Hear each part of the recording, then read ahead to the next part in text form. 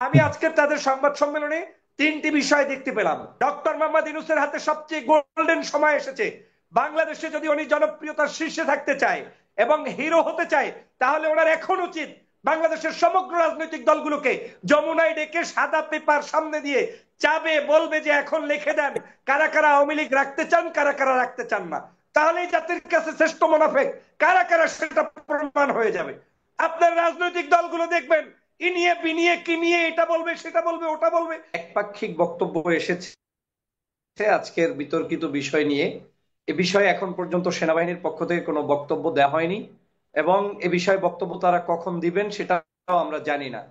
আমরা সকালবেলা হাসনাত আবদুল্লাহ সাহেবের পোস্ট আমি অনেক দেরিতেই দেখেছি, এবং দেখার পরে যেটা অনুভব হয়েছে, সারা বাংলাদেশের আওয়ামী লীগ নিষিদ্ধকরণের প্রক্রিয়ায় জাতি ঐক্যবদ্ধ হয়েছে, সেটা পজিটিভ দিক।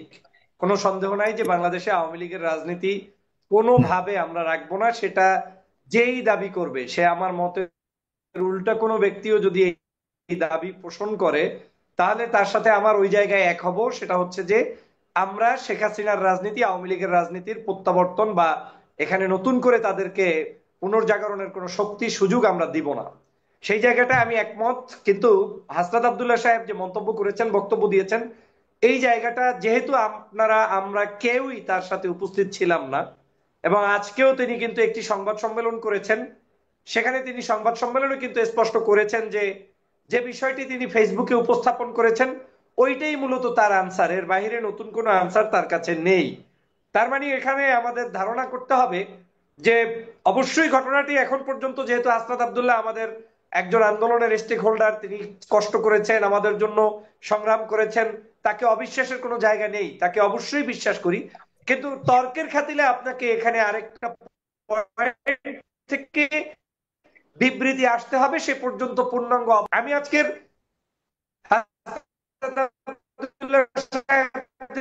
সংবাদ সম্মেলনটা খুব দৃঢ়ভাবে দেখার চেষ্টা করছি পয়েন্টটা কোথায়। আমরা যেভাবে অনলাইনে অফলাইনে বিভিন্ন জায়গায় সেনাপ্রধানকে তুলোধনা করছি, বিভিন্ন ধরনের তার চাকরি শেষ, ইস্তফা দিয়ে দিচ্ছি, বাদ দিয়ে দিচ্ছি, এই যে একটা সকালবেলা থেকে একেবারে রমরমা অবস্থা, আমি সংবাদ সম্মেলনে গিয়ে সেটার কিন্তু কোনো রেশ পাইনি, এবং কাউকেই সে বিষয়ে মন্তব্য করতে দেখিনি, বক্তব্যও দিতে দেখিনি। তো সেটার পরে আমার কাছে আরেকটু বেশি করে সন্দেহ, বা এটাকে নিয়ে আরেকটু অ্যানালাইসিস করার জন্য, আমার নিজের জন্য, যেহেতু আমি একটি কথা বলবো সেই কথাটা জাতির কাছে গ্রহণযোগ্য হতে হবে, এবং যেহেতু আমাদের দেশপ্রেমিক যারা, তাদের কোনো স্বার্থ নাই একমাত্র দেশকে রক্ষা করা ছাড়া, অতএব আমাদের এখানে মানে সাডেনলি একটি মন্তব্য করে বসে আবেগতাড়িত ভাবে কিছু করলাম, সেটা আগামীকালকে আবার মিথ্যা প্রমাণিত হবে, সেটাও আমি চাইনি। তো আমি আজকের তাদের সংবাদ সম্মেলনে তিনটি বিষয় দেখতে পেলাম। এক নম্বর বিষয় ছিল তারা এই বিষয়টাকে কেন্দ্র করে, this is very good, as a politician তারা পলিটিক্সের জায়গাটায় সুন্দর পলিটিক্স তারা শিখতে পেরেছে। এখন সারা বাংলাদেশের এই যে উচ্ছ্বাস, উচ্ছ্বাসটাকে কেন্দ্র করে তারা সারা বাংলাদেশে মিছিল করবে, মিটিং করবে, এটা নেগেটিভের কিছু নাই, এবং এটার মধ্য দিয়ে আমাদের জন্য, দেশের জন্য অবশ্যই ভালো কিছু হোক, শেখ হাসিনা ফেরত আসবে না, আমি তাদেরকে সাধুবাদ জানাই। তার মানে তারা দলীয় কর্মকাণ্ডটি প্রচলিত করার জন্য আজকে একটি ঐতিহাসিক সংবাদ সম্মেলন করেছে, এবং সেখান থেকে তাদের এই আন্দোলন অব্যাহত রাখবে বলে মন্তব্য করেছে। দ্বিতীয় আরেকটি বিষয় ছিল তাদের ওই জায়গায় যে আজকের হাসনাত আবদুল্লাহ সাহেবকে ডেকে নেওয়া হয়েছে কিনা, কারা ডেকেছে, কোন জায়গায় ডেকেছে, এই বিষয়টি কিন্তু উনি কৌশলে এড়িয়ে গিয়েছেন। উনি বলেছেন যা হয়েছে সব ফেসবুকে বলেছি, এবং তিনি এখানে আরেকটি বিষয় নির্দেশনা করেছেন যে রাজনীতিবিদদের আলোচনা রাজনীতিবিদদের মধ্যেই সীমাবদ্ধ থাকা উচিত, যেটাকে আমি ফুললি সাপোর্ট করি। অবশ্যই রাজনীতিবিদদের সমাধান রাজনীতিবিদদেরই করতে হবে, কিন্তু এটাও মাথায় রাখতে হবে বাংলাদেশের 5ই আগস্ট যখন সংগঠিত হয়েছে, সমস্ত রাজনীতিবিদরা 16 বছর বসে অনেক কিছু আমরা যখন করতে পারি নাই, তখন এই সাধারণ শিক্ষার্থীরা, তারপরে এই যে একটু আগে এক্স অফিসার আর্মি সাহেব, উনি একটু আগে বললেন যে ওনারা পর্যন্ত 5ই আগস্টের পূর্বে প্রেশার গ্রুপ হিসাবে কাজ করেছেন। তার মানে আমাদের এই 5ই আগস্ট কিন্তু জনতার, ছাত্র আন্দোলনের দল মত নির্বিশেষে সর্বোপরি সেনাবাহিনীর একটি একেবারে অকুণ্ঠ সমর্থনের ভিত্তিতেই সংগঠিত হয়েছে। আমরা যখন যাকে সমালোচনা করি তখন তাকে চূড়ান্ত ভাবে তুলোধনা করতে অভ্যস্ত হই, কিন্তু বাংলাদেশে এও দেখা গিয়েছে যে ধরেন কয়েকদিন আগে একজন ছেলের একটা নিউজ আমি পেলাম, নিউজটা এরকম যে ফ্রিজের মধ্যে তার মায়ের লাশ নাকি কেটে কেটে রেখেছে। একটা ছেলের ফেজ এইভাবে করে প্রচার করেছে সংবাদ মাধ্যম। কয়েকদিন পরে আবার প্রচার হলো যে না, ওই সন্তানটি ফ্রিজের মধ্যে তার মাকে রাখে নাই, রেখেছে কাজের লোকেরা। তার মানে প্রথম দিনের ওই নিউজটা আমরা যারা শেয়ার করেছি, তারা ওই সন্তানকে কিন্তু কুখ্যাত সন্তান হিসাবে বাংলাদেশের কাছে, জাতির কাছে উপস্থাপন করে দিয়েছি। কিন্তু 3 দিন পরে যখন আবার প্রমাণ হলো সন্তানটি সঠিক, সন্তান কোনো অন্যায় করে নাই, বরঞ্চ তিনি তার মায়ের এই কষ্টে ভুগছেন, তখন কিন্তু সন্তানের জন্য যেমন আকাশ সম মেঘ সম একটি বোঝা, আর দেশ এবং জাতির জন্য আমাদের বোঝা। কিন্তু সমস্যা কোথায় জানেন? দ্বিতীয় নিউজটি কিন্তু আর ব্যাপক হারে প্রচার হয় না। এখনো অনেকে হয়তো জেনে যাবে ওই সন্তানই তার মাকে মেরেছে। সে কারণে বাংলাদেশের আজকের এই বক্তব্যগুলোর মধ্যে সকাল থেকে যা পেয়েছি, কোনোটার মধ্যেই কিন্তু আমি ওই ধরনের একেবারে বড় কোনো মেসেজ পাইনি। তবে আবেগ এবং বাস্তবতার জায়গা থেকে আমি যেটা বলতে চাই, সেটা হচ্ছে বাংলাদেশের কোন জনগণ এই দেশে আওয়ামী লীগকে দেখতে চায় না। আপনি সেনাবাহিনীকে প্রশ্নবিদ্ধ করেন, অন্য বাহিনীকে প্রশ্নবিদ্ধ করেন, পুলিশকে করেন, আমাকে করেন, আরেকজনকে করেন, কোনো সমস্যা নাই। আমি আজকে একটি লেখা লিখেছি এবং ভিডিওতে বলেছি, ডক্টর মোহাম্মদ ইউনূসের হাতে সবচেয়ে গোল্ডেন সময় এসেছে। বাংলাদেশে যদি উনি জনপ্রিয়তার শীর্ষে থাকতে চায় এবং হিরো হতে চায়, তাহলে ওনার এখন উচিত বাংলাদেশের সমগ্র রাজনৈতিক দলগুলোকে যমুনায় ডেকে সাদা পেপার সামনে দিয়ে চাবে, বলবে যে এখন লিখে দেন কারা কারা আওয়ামী লীগ রাখতে চান, কারা কারা রাখতে চান না। তাহলেই জাতির কাছে শ্রেষ্ঠ মুনাফেক কারা কারা সেটা প্রমাণ হয়ে যাবে। আপনার রাজনৈতিক দলগুলো দেখবেন ইনিয়ে বিনিয়ে কি নিয়ে এটা বলবে, সেটা বলবে, ওটা বলবে, আর মাঝখানে গিয়ে আপনি আরেকজনের উপরে মাথায় চড়িয়ে দিয়ে তারপরে আমার জাতির ইতিহাসকে বিকৃত করবেন। এটাকেও আমি ভালোভাবে নেই না। আমি মনে করি বাংলাদেশের সবার আগে এই রাজনৈতিক দলগুলোকে যমুনায় ডেকে এনে এখনই তাদের সামনে ডক্টর মোহাম্মদ ইউনূস বলবে যে আপনারা লিখে দিন আওয়ামী লীগকে চান কিংবা চান না। যারা চাইবে তাদেরটা ওয়েবসাইটে প্রকাশ করে দিবেন, জাতীয় পত্রিকায় প্রচার করে দিবেন। যারা চাইবে না তাদেরকে জাতীয় পত্রিকায় দিয়ে দিবেন। আগামী নির্বাচনে জনগণ সিদ্ধান্ত নিবে ওই দলগুলোর মধ্যে কারা মূলত আওয়ামী প্রেমী, কারা মূলত আওয়ামী লীগের দালালি করছে, সেটা স্পষ্ট হয়ে যাবে। অতএব আমাদের অনেকগুলো কাজ বাকি। আমরা শুধুমাত্র আবেগের স্লোগান নয়, বাস্তবতা বাকি। আওয়ামী লীগকে নিষিদ্ধ অবশ্যই করতে হবে। 5 তারিখের যে ডিসিশন এই দেশের জনগণ নিয়েছে, সেই অনুযায়ী আওয়ামী লীগকে নির্বাচনে আনার তো দূরের কথা, এখন যে আমি বলছি রাজনীতিবিদদের পরামর্শ, এটাও অতিরঞ্জিত হচ্ছে। 5 তারিখে আমরা সিদ্ধান্ত দিয়েছি আওয়ামী লীগ এই বাংলাদেশে থাকবে না, আওয়ামী লীগের কোনো অস্তিত্ব থাকতে পারবে না। আওয়ামী লীগ খুনি, আওয়ামী লীগ লুটেরা।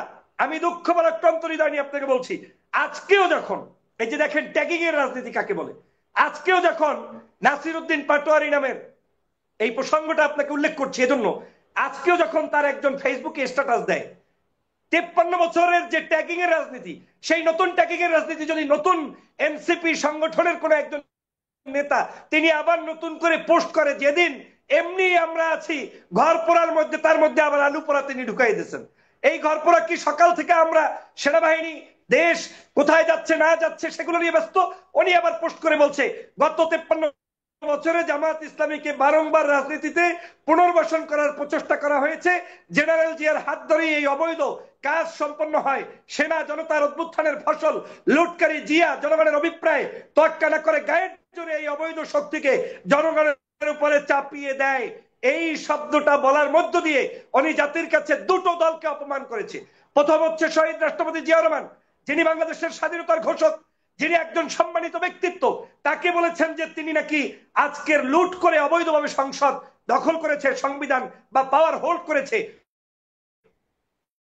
অন্যদিকে তিনি জামাতকে হ্যায় প্রতিপন্ন করে বলছে যে 53 বছরের এই অবৈধ বারংবার যাদেরকে আর কি জামাত ইসলাম যাদেরকে পুনর্বাসন করার চেষ্টা করা হয়েছে, এই জামাতদেরকে এইভাবে অবজ্ঞা করার মধ্য দিয়েই কিন্তু শেখ হাসিনার পতন হয়েছে। 5 তারিখের জুলাই বিপ্লব আপনাকে মনে রাখতে হবে। শেখ হাসিনার ট্যাগিং এর কারণে বাংলাদেশের মানুষ অতিষ্ঠ হয়ে তার বিরুদ্ধে নেমেছে। রোকেয়া হল থেকে ওই যে রাজাকার শব্দ নিয়ে মিছিল করেছে, সেই মিছিলগুলো কিন্তু আজও এখন পর্যন্ত প্রত্যেকের কানে কানে ভাসছে। অতএব যাদের কারণে শহীদ হওয়ার জন্য, গাজী হওয়ার জন্য সন্তানগুলো রাস্তায় নেমে যুদ্ধ করেছে, তাদেরকে আবার ট্যাগিং করে আপনার আবার ব্র্যান্ডিং করছেন। কি বলছেন? এমতো অবস্থায় উনি বলছে যে এই যে কাণ্ডকীর্তি তারা করছে, এমতো অবস্থায় দেশপ্রেমিক ছাত্র নাগরিকদের নিকট আহ্বান, আওয়ামী লীগ পুনর্বাসনের নামে দেশবিরোধী চক্রান্ত ঐক্যবদ্ধভাবে মোকাবিলা করবে। দ্বিতীয় হচ্ছে বিএনপির বাংলাদেশের পক্ষের অংশকে ছাত্র নাগরিকদের লড়াইয়ে সামিল হওয়ার আহ্বান। আবার জামাতের বাংলাদেশ পক্ষের নাগরিকদেরকে ওনাদের দলের আন্দোলনে সামিল হওয়ার আহ্বান। এটার মধ্য দিয়েই আবার ট্যাগিং এর রাজনীতি, বৈষম্যের রাজনীতি এবং তার এই বক্তব্যের মধ্য দিয়ে একটি জামাত ইসলামকে আবার যুদ্ধাপরাধী গায়ে ঠেলে দিয়ে শেখ হাসিনার মতো সেইটা করার চেষ্টা করছে। অথচ 2013 সালে যেই অন্যায় করেছে, যেই অবিচার করেছে, জুলুম করেছে, যেই মানুষগুলোকে হত্যা করেছে, তারা কেউ কোনো ধরনের যুদ্ধাপরাধীর সাথে সম্পৃক্ত ছিল না। বাংলাদেশের যুদ্ধাপরাধী বলতে গেলে শুধু আওয়ামী লীগ। বাংলাদেশে আওয়ামী লীগের মধ্যে রাজাকার আছে, আল বদর আছে, আল শামস আছে। তারা প্রত্যেকে তাদের নিজেদের চরিত্রকে ঢাকার জন্যই এই 53 বছর পর্যন্ত মিথ্যার রাজনীতি করেছে। আমি সে কারণে বলেছি আজকের এখানে রাজনীতিতে অনেকগুলো পার্ট তৈরি হচ্ছে। আবার তিনি কিন্তু সংবাদ সম্মেলনেও ছিলেন। তার মানে এই যে বক্তব্য তিনি দিয়েছেন, এই বক্তব্যটা দেওয়ার পরে তাদের এই দলের অনেকের মধ্যে অনুশোচনা হয়তো আসছে কিনা আমার জানা নাই, কিন্তু নতুন দল হিসেবে আমি অবশ্যই তাদেরকে সাধুবাদ জানাই। তাদের প্রত্যেকটি দেশপ্রেমিক অগ্রযাত্রার পক্ষে আমি আছি, কিন্তু তাদের এই ট্যাগিং দিয়ে কিংবা কাউকে দোষারোপ দিয়ে সেখান থেকে ভালো কোনো ফলপ্রসূ রেজাল্ট আসবে না। তবে হাসনাত আব্দুল্লাহর এই ঘটনাটি যদি সত্যি সত্যি হয়ে থাকে, তাহলে আমাদের রাজনীতিতে অশনি সংকেত। আমরা কোনো অবস্থায় এটা করতে দিব না। হাসনাত আব্দুল্লাহর বিন্দুমাত্র ক্ষতি হোক সেটা আমরা মানব না। আবার পাশাপাশি আমরা দেশপ্রেমিক সেনাবাহিনীকে বিতর্কিত করতে দিব না। আপনাকে 30 সেকেন্ডে শেষ করছি। আওয়ামী লীগ অপেক্ষা করছে যে কোনো মূল্যে শেখ হাসিনা এই বাংলাদেশে ডক্টর মোহাম্মদ ইউনূসের পতন চায়, যে কোনো মূল্যে জেনারেল ওয়াকারের পতন চায়, যে কোনো মূল্যে বিশৃঙ্খলা তৈরি করতে চায়, যে কোনো মূল্যে আমাদের মধ্যে সংঘাত সৃষ্টি করতে চায়, যে কোনো মূল্যে আগামী নির্বাচনেও আসতে চায়। এই যাই তাদের ফলবে প্রত্যেকটাই আওয়ামী লীগের লাভ, ভারতের লাভ। কারণ ওরা উচ্ছিষ্ট হয়ে গিয়েছে, ওদের কাছে এর চাইতে বেটার অপশন আর কিছু নাই। সে কারণে তারা এখন সংঘাত করবে এবং এই জন্যই আমি শঙ্কা প্রকাশ করছি আওয়ামী লীগের সকল ষড়যন্ত্রের বিরুদ্ধে এখন ঐক্যবদ্ধ হতে হবে, ঐক্যমত সৃষ্টি করতে হবে, এর বিকল্প আর কিছু। আপনাকে ধন্যবাদ। প্রিয় দর্শক, আপনার একমত কিনা জানাবেন এবং অনুষ্ঠানটিকে শেয়ার করবেন।